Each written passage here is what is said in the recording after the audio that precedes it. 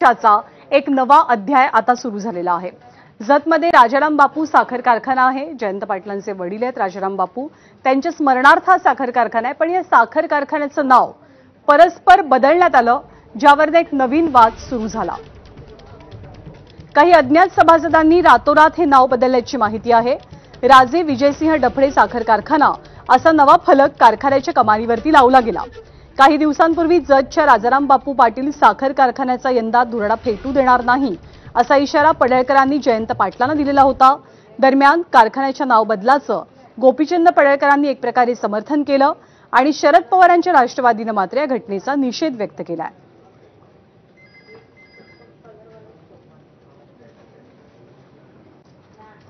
आणि जे कारखान्याचं नाव परस्पर बदललं गेलं त्या राजाराम बापू सहकारी साखर कारखान्याचा इतिहास नेमका काय आहे आपण जाणून घेऊया। 90च्या दशकामध्ये या कारखान्याची उभारणी सुरू करण्यात आली।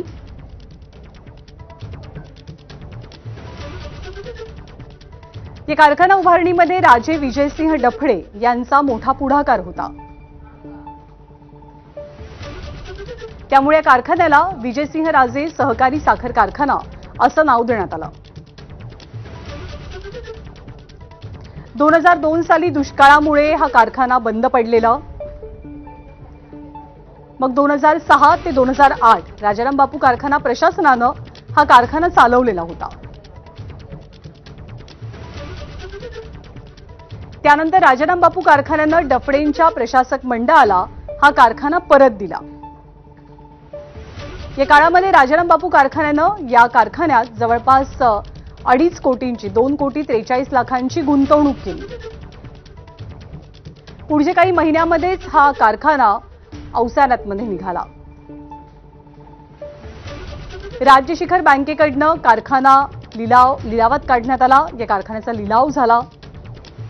2012 साली हा कारखाना राजाराम बापू कारखान्यानं 47,86,00,000 रुपयांना विकत घेतला, तो खरेदी केला। 2013-14 पासून राजाराम बापू कारखान्याकडनं या कारखान्यामध्ये गळीत हंगाम सुरू झाला। या सगळ्या संदर्भात गोपीचंद पडळकर यांनी काय प्रतिक्रिया दिली आहे, काय म्हटलंय ते सुद्धा पाहूया। या कारखान्याच्या नावाचा बदल करण्याची प्रक्रिया पूर्ण केली नाही।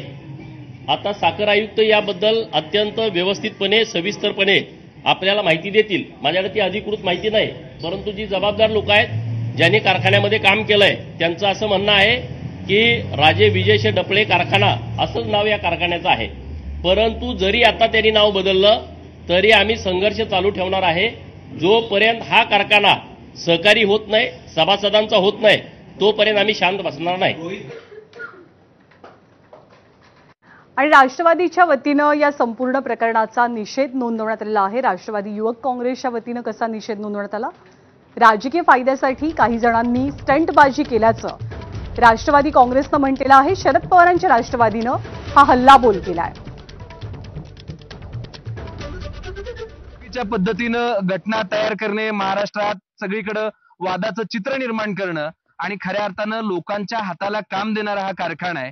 तर या कारखान्याच्या बाबतीत चुकीच्या वल्गना करणं, चुकीच्या गोष्टी करणं आणि लोकांच्या मनामध्ये संभ्रम निर्माण करणं याच्या पलीकडे इथल्या काही लोकांना जमत नाही।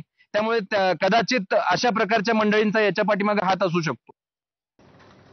आणि ज्या विजयसिंह डफळे यांचं नाव या कारखान्याला दिलं गेलेलं आहे ते विजयसिंह डफळे कोण आहेत ते सुद्धा आपण पाहूया। राजे विजयसिंह डफळे हे जत संस्थानचे शेवटचे राजे होते। 1928 साली त्यांचा जन्म झाला तर 48 साली मृत्यू।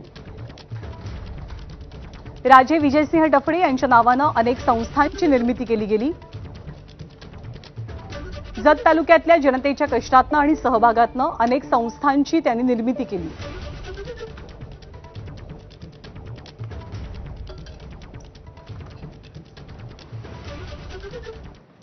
आज छत्रपती संभाजीनगरमध्ये वंचितच्या वतीनं एक मोठा मोर्चा निघालेला होता आणि